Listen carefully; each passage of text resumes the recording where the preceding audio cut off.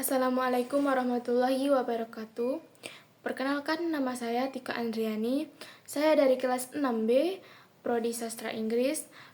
Di sini saya akan membuat tugas ujian akhir semester mata kuliah Literary Criticism. Jadi, pada kesempatan kali ini saya akan mempresentasikan analisis film Joker yang dirilis pada tahun 2019 dengan menggunakan teori Marxis. Film ini disutradarai oleh Todd Phillips dan tokoh utamanya adalah Arthur Fleck. Jadi Arthur bekerja sebagai badut dan ia bercita-cita menjadi seorang stand-up komedian. Ia tinggal bersama ibunya di Gotham City. Kota ini digambarkan penuh dengan kemiskinan, pengangguran, sampah yang menumpuk, kriminalitas, dan kesenjangan sosial yang sangat tinggi. Sepanjang film, Arthur sering mengalami perlakuan yang tidak adil, diejek, dipukul, kehilangan pekerjaan, bahkan kesulitan mendapatkan layanan kesehatan. Semua masalah itu terus menumpuk sampai akhirnya mengubah Arthur menjadi Joker.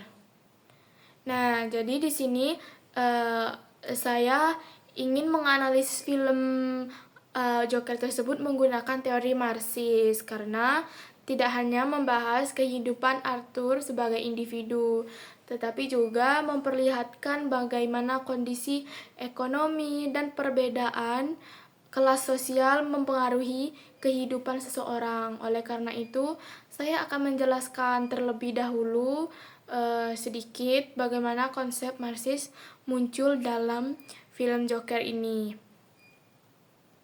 Sebelum memasuki ke analisis, saya akan menjelaskan sedikit tentang teori Marxis. Jadi Marxis ini adalah teori yang menjelaskan bahwa kehidupan masyarakat sangat dipengaruhi oleh kondisi ekonomi.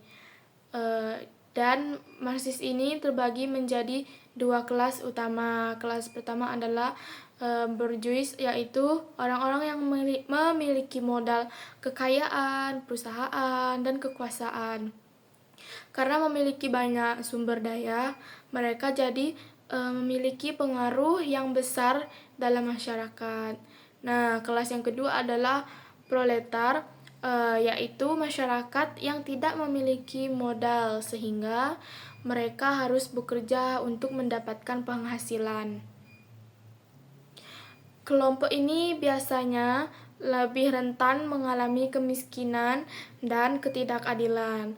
Dalam sistem kapitalisme, kelompok bourgeois memiliki lebih banyak kesempatan untuk menjadi semakin kaya, sedangkan kelompok proletar sering mengalami kesulitan memenuhi kebutuhan hidup. Akibatnya muncul kesenjangan sosial yang akhirnya memicu konflik antara kedua kelas tersebut. Jadi melalui teori Marxis ini, kita bisa melihat bagaimana sebuah film menggambarkan kemiskinan, ketidakadilan, eksploitasi, serta hubungan antara kelompok kaya dan kelompok miskin. Nah, sekarang saya akan memasuki ke bagian analisis. Hal pertama yang paling terlihat dalam film ini adalah adanya kesenjangan sosial. Sejak awal film, Gotham City digambarkan sebagai kota yang memiliki perbedaan kehidupan yang sangat jauh antara orang kaya dan orang miskin. Arthur tinggal di apartemen yang sederhana bersama ibunya. Untuk memenuhi kehidupannya, ia bekerja sebagai badut dengan berpenghasilan yang kecil, bahkan untuk membeli kebutuhan sehari-hari saja ia mengalami kesulitan. Di sisi lain, ada Thomas Wayne yang hidup dengan sangat mewah. Ia memiliki perusahaan yang besar, rumah yang megah, serta dihormati oleh banyak orang. Perbedaan kehidupan Arthur dan Thomas Wayne menunjukkan bahwa tidak semua orang memiliki kesempatan hidup yang sama. Orang kaya memiliki akses terhadap kekuasaan dan kekayaan, sedangkan masyarakat miskin harus berjuang setiap hari untuk bertahan hidup. Kondisi seperti ini sesuai dengan konsep Marxis tentang adanya perbedaan antara kelas bourgeois dan proletar.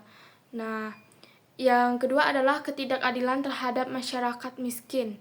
Arthur mengalami gangguan mental sehingga ia harus menjalani terapi dan mengonsumsi obat secara rutin. Namun, layanan kesehatan tempat Arthur berobat akhirnya ditutup karena pemerintah melakukan pemotongan anggaran. Petugas sosial bahkan mengatakan bahwa mereka tidak peduli lagi terhadap orang-orang seperti Arthur. Nah, adegan ini menunjukkan bahwa masyarakat miskin seringkali kehilangan akses terhadap layanan penting ketika terjadi perubahan kebijakan. Orang yang memiliki uang mungkin masih bisa berobat ke rumah sakit swasta, tetapi Arthur tidak mempunyai pilihan lain. Hal ini memperlihatkan bagaimana sistem lebih menguntungkan kelompok yang memiliki uang dibandingkan kelompok yang hidup dalam kemiskinan. Nah, yang ketiga adalah eksploitasi terhadap kelas pekerja. Arthur bekerja dengan sungguh-sungguh sebagai badut, namun selama ia bekerja, ia justru sering mendapatkan perlakuan buruk. Saat sedang bekerja di jalan, papan iklannya dirampas oleh kelompok remaja. Arthur mengejar mereka, tetapi malah dipukul hingga terluka. Setelah kejadian itu, atasannya tidak memberikan perlindungan kepada Arthur. Justru Arthurlah yang disalahkan. Tidak lama kemudian, Arthur juga kehilangan pekerjaannya. Melalui adegan ini melihat bahwa seorang pekerja memiliki posisi yang lemah. Ia mudah disalahkan dan mudah kehilangan pekerjaan. Jadi di dalam teori Marxis, kondisi seperti ini menunjukkan bagaimana kelompok proletar sering mengalami eksploitasi karena tidak memiliki kekuasaan. Lalu yang keempat adalah Thomas Paine sebagai simbol kaum bourgeois atau kelas atas. Thomas Paine digambarkan sebagai seorang yang memiliki uang, kekuasaan, dan pengaruh besar di Gotham City.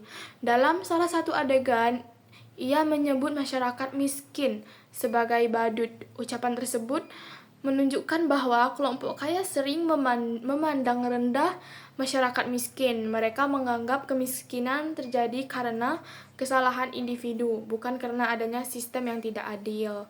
Sikap Thomas Paine memperlihatkan adanya jarak yang sangat besar antara kelompok kaya dan kelompok miskin. Lalu yang kelima adalah konflik kelas. Setelah Arthur membunuh 3 pria kaya di kereta bawah tanah, masyarakat mulai memakai topeng badut dan melakukan demonstrasi. Topeng badut berubah menjadi simbol perlawanan terhadap ketidakadilan yang mereka alami selama bertahun-tahun. Masyarakat merasa bahwa selama ini suara mereka tidak pernah didengar. Mereka marah terhadap sistem yang hanya menggunakan orang-orang kaya. Peristiwa ini merupakan contoh konflik kelas dalam teori Marxis, yaitu ketika kelompok miskin mulai melawan kelompok kaya karena merasa diperlakukan tidak adil.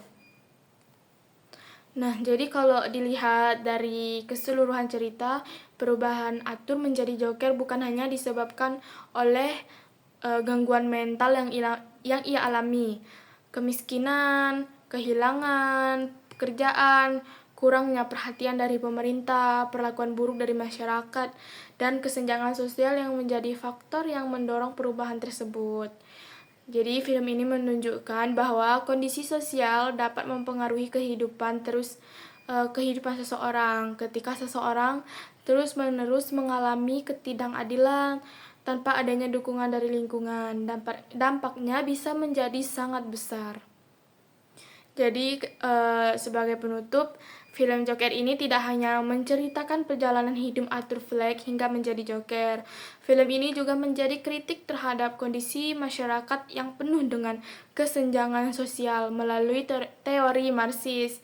Terlihat adanya perbedaan yang jelas antara kaum borjuis yang memiliki kekayaan dan kekuasaan dengan kaum proletar yang harus berjuang untuk memenuhi kebutuhan hidup. Film ini juga memperlihatkan bahwa kemiskinan, ketidakadilan, kurangnya perhatian terhadap masyarakat bawah dapat memicu konflik sosial. Jadi, Joker bukan hanya film tentang seorang penjahat, tetapi juga menggambarkan bagaimana sistem sosial dan ekonomi dapat mempengaruhi kehidupan seseorang, serta menciptakan ketidakadilan dalam masyarakat. Baiklah, hanya itu saja yang dapat saya sampaikan. Kurang dan lebihnya saya mohon maaf. Wabillahi taufiq wal hidayah. Wassalamualaikum warahmatullahi wabarakatuh.